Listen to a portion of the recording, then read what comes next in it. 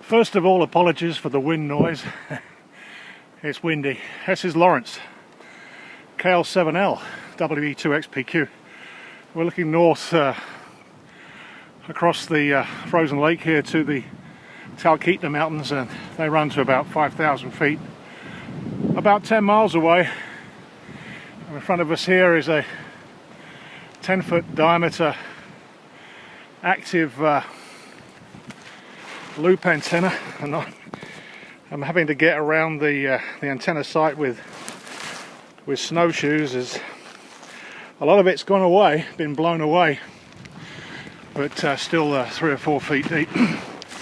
So the loop's on a rotator, which is buried down there somewhere, and can't really see it. There's a high impedance preamplifier and a single turn loop, which we can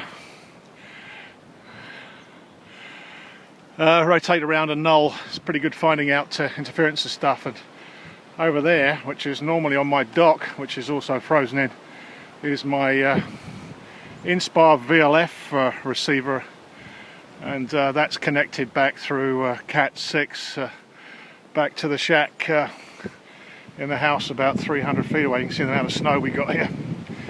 So we're just going to do a little tour, and my fingers are frozen, so I'm going to put my gloves on here. It'll jig about a bit.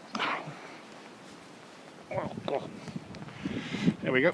It's a nice day. The problem is we've had northerly winds now for about 3 weeks. Temperatures down 20, 30 below, and today's probably the nicest day, and the first day I can really come out and see what sort of damage we've had to the antenna systems. So far everything appears to be creep is deep. Oh dear. Everything seems to be in reasonable order. We're gonna first take a look at the 475 kilohertz Marconi, and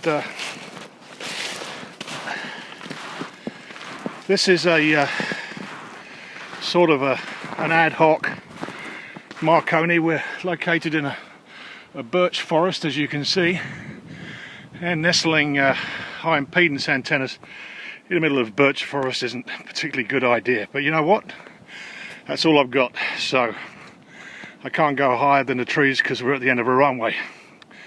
So the tuner's here, variometer inside that box, 50 ohms back, 400 back to the shack, about 350 feet away, and it goes off an insulator here, and up and up and up and up and up and up and up to it's about 8 foot 3-wire spreader off the top of that.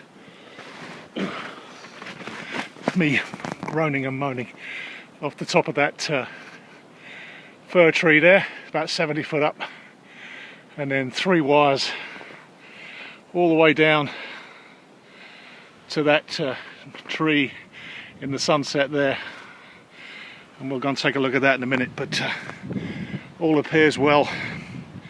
Insulators are holding up, and the VSWR and the losses are good. We're running about 200 watts into the into this box here, and everything's been pretty stable for the last 3 months. The ground's solid, frozen to about 5 feet, and there's no vegetation. We can see slight changes as the temperature rises, but not too bad. Yeah.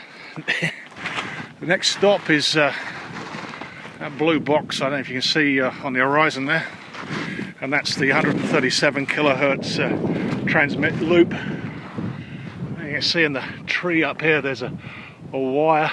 Yeah, you can. And that goes to a 70-foot tree there, and then comes down on insulators, and then runs horizontally about 6 to 8 foot back to the other tuner or coupler box. So we'll just snowshoe over to that and see how that's faring. Looks like we've had moose here. They play out their respects. So the loop's held. This is the horizontal section of the loop, 500-foot radius, and again apologies for the wind noise. And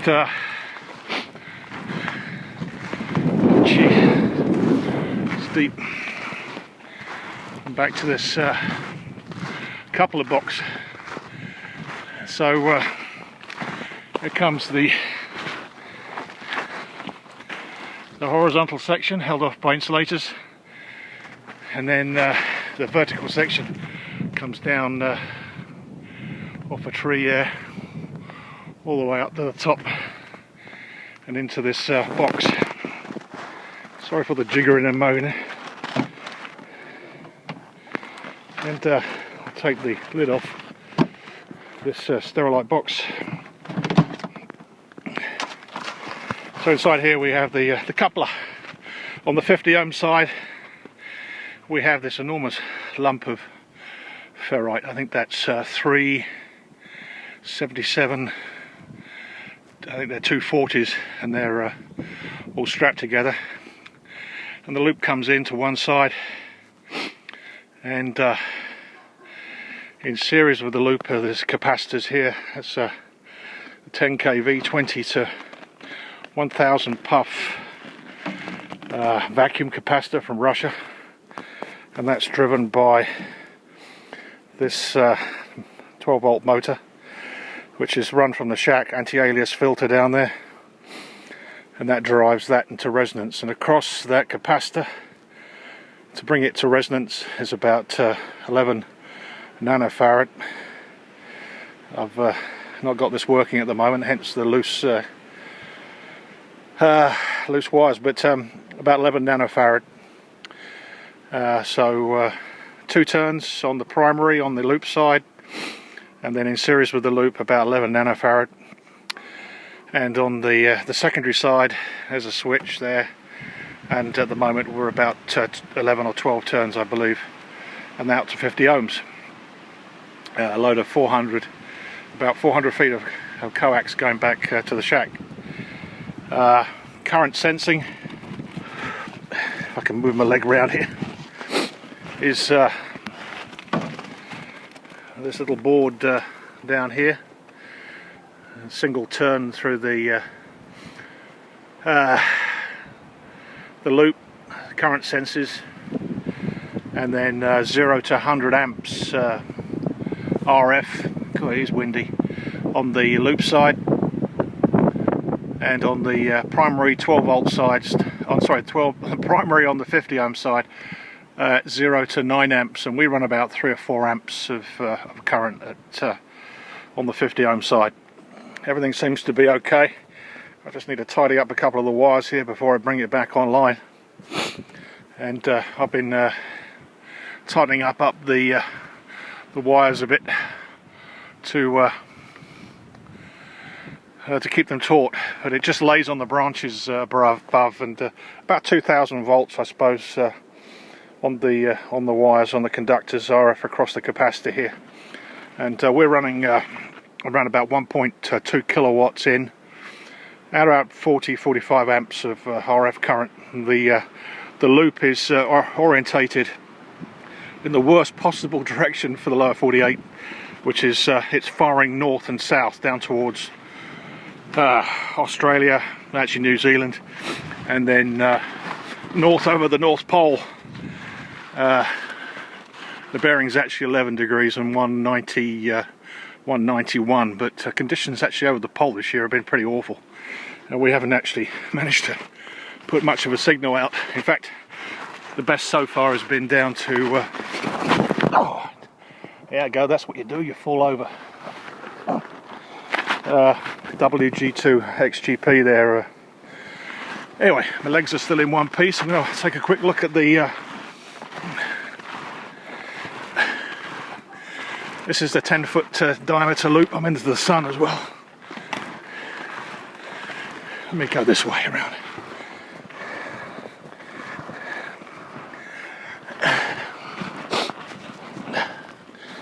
I'm sinking up to my haunches, even with snowshoes. Anyway, let me sit back a bit. And this is the 10-foot diameter, about 25 turn, 1/4 inch spacing, and loop, and the coupling loop on the 50 ohm side is that single wire you see on the inside there. And it's tuned with this big box, which has got a variable capacitor, and we can switch the inductance with some taps, and this one covers from approximately 500 kilohertz down to VLF, depending how much C we put across it. And here is a W7IUV head preamplifier, probably about 2 dB's noise figure, and we put DC voltages up the coax, and it works pretty well. So we can rotate this sucker too using this device, again from the shack. Long runs, but appears to be in good nick. I can't see any damage, and it's been really, really windy and snowy. Anyway, enough of the tour. I've managed to fall over once without breaking my neck, which is good for me. And as you can see through the woods there, that's a neighbour building a house in the winter. Interesting. And that's going to be a QRM maker for me, unfortunately. Gradually getting built around here on the lake. I was alone when I first came here, but at the moment we got houses both sides. But it's still beautiful. See the mountains through the back there, and we're about 50 miles north of Anchorage in Alaska. So I wish you 7 threes from a really beautiful day, 10 degrees, and blown a bit, as you can hear. Well, me blown a bit. 7 threes, KL7L, WE2 XPQ, Alaska.